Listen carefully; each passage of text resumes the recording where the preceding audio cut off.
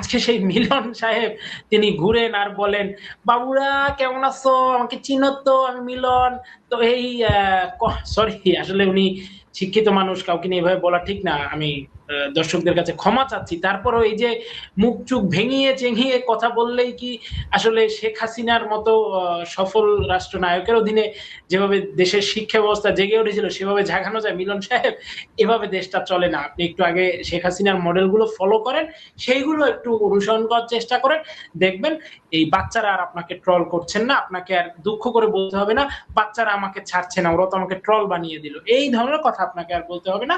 বাচ্চারা আপনাকে সম্মান করবে। মিলন সাহেব, আজকে দেশটি কোথায় কোন অবস্থায় পর্যদস্ত হয়েছে যে আজকে দেশ জুড়ে ছিনতাই, খুন, রাহাজানি, লুট, তরাজ, ডাকাতির একটি অভয়ারণ্য পরিণত হয়েছে, যেখানে বাংলাদেশ একটি আইনের শাসনের রাষ্ট্রে পরিণত হয়েছিল, যেখানে সুশাসন সারা দেশ জুড়ে প্রতিষ্ঠিত হয়েছিল, সেখানে আজকে দেশ কোন অবস্থায় পতিত হয়েছে এটি কিন্তু আমাদেরকে ভেবে দেখতে হবে।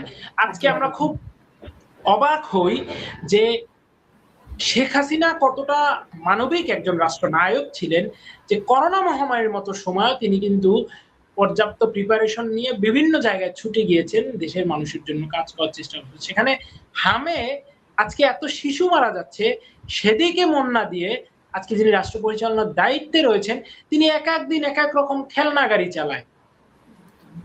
হামে শত শত শিশু মরে আর সেই তথাকথিত ভাইয়া যিনি তিনি খেলনা গাড়ি চড়েন। এ কেমন কথা ভাই? আজকে আমরা দেখতে পাই যে মানে মানুষ মারা যাচ্ছে আর তিনি সিনেমা দেখছেন, নাটক দেখছেন। নাটক সিনেমা দেখাটা অপরাধ না, এটা তো ভালো, আমরা পজিটিভলি দেখি এটা। কিন্তু ভাই আমি যখন একটা দায়িত্বে থাকবো, দায়িত্বশীল চেয়ারে থাকবো, সেই চেয়ারে কোনটি প্রায়োরিটি এটি আমাকে নির্ধারণ করা শিখতে হবে। না হলে তো আসলে আমি আমার চেয়ারের মানটা রাখতে পারবো না। এবং বলতে চাই শেখ হাসিনার প্রত্যাবর্তন ও জাতির মুক্তি না বলে আমি বলতে চাই শেখ হাসিনার প্রত্যাবর্তনই ছিল জাতির মুক্তি, এবং শেখ হাসিনার স্বদেশ প্রত্যাবর্তন 2.0 হবে জাতির শ্রেষ্ঠ প্রাপ্তি।